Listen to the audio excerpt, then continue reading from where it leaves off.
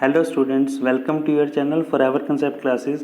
Guys, in this video we will solve all part of our first question of our chapter Polynomial Exemplar Problem exercise 2.2. Guys, in first question we have to answer the following and justify it.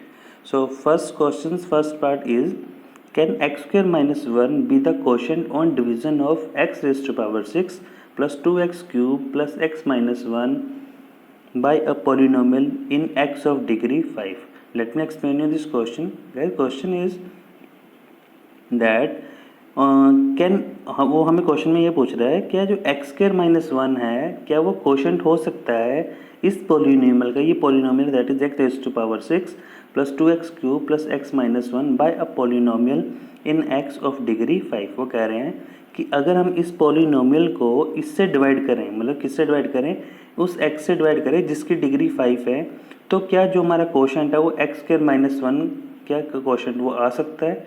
ठीक है, अब आप लोगों को ये चीज़ पता है। ठीक है, हम लोगों ने अभी फर्स्ट एक्सरसाइज के अंदर में हमने जो क्वेश्चंस कर रहे हैं, ठीक है, आप लोगों को पता है अगर हम, ठीक है, ये हमारी पोलिनोमियल गिवन थी हमें, ठीक है, ये हमें उसने डिविडेंड गिवन था और ये उसको कह रहा है कि हमारा डिवाइज़र जो है वो एक्स की रेज़ टू पावर कितनी होनी चाहिए, 5 होना चाहिए। तो अगर एक्स रेज़ टू पावर 5 हमारा जो डिवाइज़र है और डिविडेंड के अंदर जो हमारी पावर है वो एक्स रेज़ टू पावर 6 है, जो फर्स्ट जो हमारी पावर है, ठीक है, एक्स की। सो उस केस में क्या जो हमारा क्वोशंट है वो एक्स स्क्वायर माइनस 1 वो क्वोशंट क्या कभी हो सकता है। ठीक है, सो ये चीज़ आप लोगों को पता है कि जो, अब ध्यान से आप यहाँ पे आप ध्यान से सुनिएगा, ये चीज़ आप लोगों को पता है कि जो अगर हमने डिग्रीज जो होती है अगर हमने वो बढ़ानी होती है, ठीक है, तो हम लोग क्या करते हैं, जब मल्टीप्लाई करते हैं तो वो डिग्री जो होती है वो प्लस हो जाती है। ठीक है, सो आप लोगों को पता है यहाँ पे एक्स रेज़ टू पावर कितनी है, 5 है, और हमें कितनी चाहिए, एक्स रेज़ टू पावर 6 चाहिए। सो अगर हमें एक्स रेज़ टू पावर 6 चाहिए तो हम लोग एक्स रेज़ टू पावर 5 को किससे मल्टीप्लाई करेंगे, हम एक्स रेज़ टू पावर को एक्स से मल्टीप्लाई करेंगे, राइट। तो अगर हम इसको एक्स से मल्टीप्लाई करेंगे तो यहाँ पे एक्स रेज़ टू पावर 6 हो जाएगी। बट यहाँ पर वो क्या ले रहा है मल्टीप्लाई के अंदर, उसको पूछ रहा है क्या एक्स स्क्वायर माइनस 1 आएगा। अगर हम x square minus 1 x square से अगर हम इसको मल्टीप्लाई करेंगे एक्स रेज़ टू पावर 5 को, तो वो तो हमारे पास डिग्री क्या बन जाएगी, एक्स रेज़ टू पावर 7। तो हम बोलेंगे नो, ये कभी भी पॉसिबल नहीं है। ठीक है, तो इसको हम कैसे प्रेजेंट करेंगे, the degree of quotient can never B 2। जो डिग्री है, जो क्वोशंट की जो डिग्री है वो 2 नहीं हो सकती, कितनी हो सकती है, 1 हो सकती है। इट में ओनली बी 1। क्लियर है ये चीज़। So x square minus 1 can never be the quotient. Clear है गाइस, वेरी इजी। ठीक है, बहुत इजी था ये, आप लोगों को आता है ये। ठीक है, okay. Now second question is, now let me read the second question. Second part is, first question second part is, what will be the quotient and remainder p on division of ax square plus bx plus c by px cube plus plus qx square plus rx plus s and p is not equal to 0। वो क्या बोल रहा है कि अगर हम इस polynomial को that is a x square plus b x plus c को अगर हम डिवाइड करेंगे, किससे डिवाइड करते हैं, पी एक्स क्यूब से डिवाइड करते हैं। ठीक है, मीन्स इस पोलिनोमियल से डिवाइड करेंगे। ठीक है, तो वो पूछ रहा है what will be the quotient, तो क्वोशंट और रिमाइंडर क्या होगा। ठीक है, अब आप लोगों को पता है। ठीक है, अब देखिए, नाउ सी, अब आपको पता है यहाँ पे जो हमारा डिवाइज़र है वो डिवाइज़र की जो फर्स्ट डिग्री है वो कितनी आ रही है, 3 आ रही है, दैट इज़ क्यूब। और यहाँ पर जो हमारा डिविडेंड है उसकी डिग्री कितनी है, 2 है। ठीक है, तो क्या ये पॉसिबल है डिवाइड करना। ठीक है, आप इसको ऐसे समझिए, अगर हम 3 को 12 से डिवाइड करते हैं तो इनिशियली हमें वहाँ पे 0 लेना पड़ता है, उसका भी पॉइंट आता है। ठीक है, तो कहने का मतलब क्या है, अगर इन केस अगर हमारा जो डिविडेंड है, ठीक है, डिविडेंड की जो डिग्री है अगर वो कम है किससे, हमारे डिवाइज़र की डिग्री से, मीन्स डिवाइज़र की degree is greater than our dividend degree, तो उस केस में हमारा क्या होगा, जो हमारा जो क्वोशंट होगा, क्वोशंट हमारा 0 आएगा। ठीक है, क्लियर है। और जो हमारा डिविडेंड होगा, डिविडेंड हमारा सेम, सॉरी, जो हमारा रिमाइंडर होगा वो हमारा रिमाइंडर जो होगा वो फिर से सेम एज इट इज़ वही आ जाएगा। क्या चीज़ आ जाएगी, जो हमारा डिविडेंड होगा वही हमारा रिमाइंडर आ जाएगा। ठीक है, नाउ सी कैसे हम करेंगे, तो हम लिखेंगे यहाँ पे जो हमारा डिविडेंड है वो क्या है, p a x square plus b x plus c, और हमारा जो डिवाइजर है that is p x cube plus q x square plus r x plus s.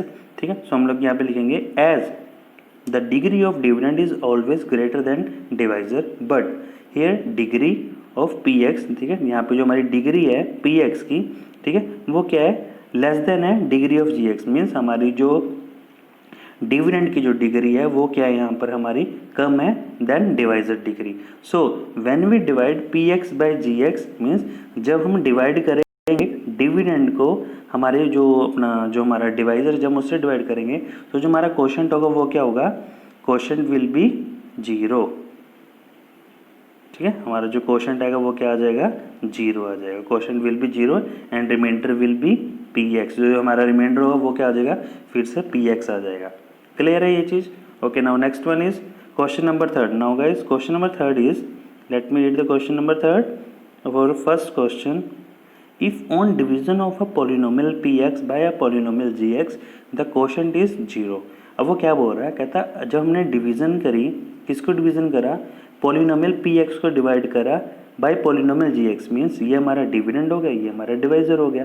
ठीक है, तो कहता है जो क्वोशंट आ रहा है वो क्या आ रहा है, 0 आ रहा है। तो अभी हमने ऊपर एक्सप्लेन करा कि जब क्वोशंट 0 आता है उसका मतलब ये हुआ, तो वहाँ पे रिलेशनशिप क्या होगा, degree of px and gx का, मीन्स वहाँ पे डिविडेंड और डिवाइजर का रिलेशनशिप क्या होगा। तो आप लोगों को अभी हमने एक्सप्लेन करा सेकंड पार्ट में कि जब हमारा जो क्वोशंट अगर वो 0 आता है, इसका मतलब ये हुआ कि उस केस में जो हमारा डिविडेंड है वो हमारा लेस देन है less than our divisor, right. So हम लोग इसको कैसे प्रेजेंट करेंगे, and divisor is gx and the quotient is 0, remainder is rx। ठीक है, रिमाइंडर को हम rx के फॉर्म में लेते हैं।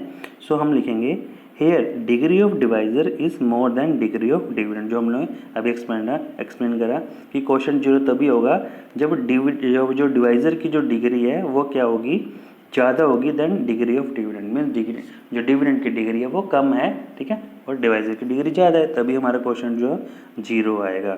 Okay, now let's move to question number fourth. This is our second last question. Now fourth question is, if on division of a non-zero polynomial by a polynomial gx the remainder is 0। अब वो कह रहा है एक polynomial है px और उसको हम जब डिवाइड करते हैं gx से तो रिमाइंडर हमारे पास क्या आ जाता है, 0 आ जाता है। देन वो पूछ रहा है what is the relationship between degrees of px and gx। तो कहता है इस यहाँ पे जो हमारा जो px और gx की जो डिग्री होंगी उनके बीच कैसा रिलेशनशिप होगा। ठीक है, अब इसका आंसर देने से पहले मैं आपको पहले से सिंपल सा एक टॉपिक करवाता हूँ। ठीक है, एग्जांपल लेते हैं। फॉर एग्जांपल अगर हम 24 को 4 से डिवाइड करते हैं, ठीक है, तो ये हमारा px हो गया, gx हो गया, gx is our 4 and px is 24। ठीक है, जैसे क्वेश्चन के फॉर्म में जैसे मैं ले रहा हूँ, तो अगर हम 24 को 4 से डिवाइड कर रहे हैं तो वो कह रहा है रिमाइंडर 0 आ रहा है। तो आपको पता है कि रिमाइंडर 0 तभी आता है अगर ये जो हमारा 4 है वो इस डिविडेंड का, ठीक है, फैक्टर होगा। अगर ये 4 24 का फैक्टर तभी तो रिमाइंडर 0 आएगा।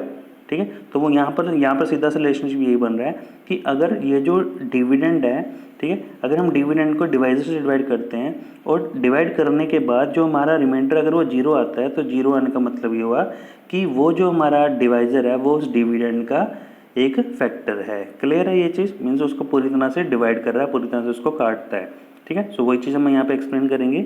When px is divided by gx and the remainder is 0, so gx is a factor of px। It simply means कि जो gx है दैट इज जो डिवाइजर है वो px जो डिविडेंड है उसका क्या होगा, फैक्टर होगा। And the degree of gx will be less than और equal to degree of px। ठीक है, या फिर आप ये भी कह सकते हो कि वो तभी पॉसिबल है कि जब वो gx की जो डिग्री है, ठीक है, मीन जो डिवाइजर की डिग्री है वो या तो कम होगी डिविडेंड से या उसके इक्वल होगी, तभी वहाँ पे जो अपना जो रिमाइंडर है वो 0 आ रहा है। या फिर आप इसको ऐसे लिख सकते हो कि जो डिग्री ऑफ gx है, ठीक है, वो लेस देन होगी डिग्री ऑफ px। ठीक है, तो अब इस फॉर्म में लेस देन के फॉर्म में उसको आप प्रेजेंट कर सकते हो आंसर के लिए। क्लियर है? Okay, now last question is, let's move to last question. Now last question is, can the quadratic polynomial x square plus kx plus k have equal zeros for some odd integer k is greater than 1। वो कह रहा है कि question में वो देखो उसने क्या पूछा है कि एक क्वाड्रेटिक पॉलिनोमियल है that is x square plus kx plus k, कहता है क्या उसकी जीरोस जो हैं वो इक्वल हो सकती हैं। अगर उसकी जीरोस इक्वल होंगी तो उस केस में मतलब वो कह रहा है कि k की वैल्यू जो होगी वो ग्रेटर देन 1 होगी। ठीक है, तो हम लोग चेक करते हैं कि अगर इक्वल जीरोस आती हैं तो उस केस में k की वैल्यू जो है वो ग्रेटर देन 1 होगी और क्या वो ऑड इंटीजर होगा, ये उसने क्वेश्चन में पूछा है। ठीक है, तो हम लोग इसको सॉल्व करते हैं। अब आप लोगों को पता है, नाउ सी, जो हमारी इक्वल जीरोस होती हैं उसका मतलब क्या होता है, इक्वल जीरोस का मतलब ये होता है कि ये जो पॉलिनोमियल है जब हमने इसको सॉल्व करा, ठीक है, तो इसकी जो जीरोस है, इसकी देखो क्वाड्रेटिक पॉलिनोमियल इसकी 2 जीरोस आएंगी।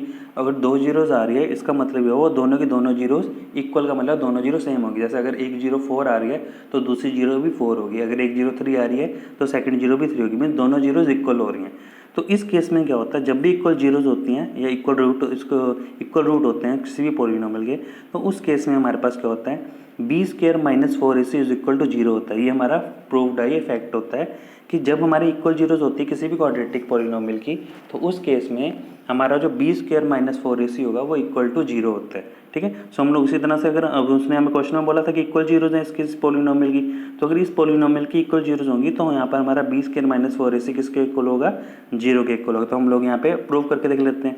नाउ हमारे पास यहाँ पे a की वैल्यू क्या है, a is our 1, b is our k and c is our k। c भी हमारा k है और b भी हमारा k है। सो हम लोग क्या करेंगे, b स्क्वायर, ठीक है, b की value that is k, so k square minus 4ac, 4 into a is 1 into c, c हमारा क्या है k, so b square minus 4ac is equal to zero. ठीक है, तो हम लोग यहाँ पे इसको सॉल्व करेंगे।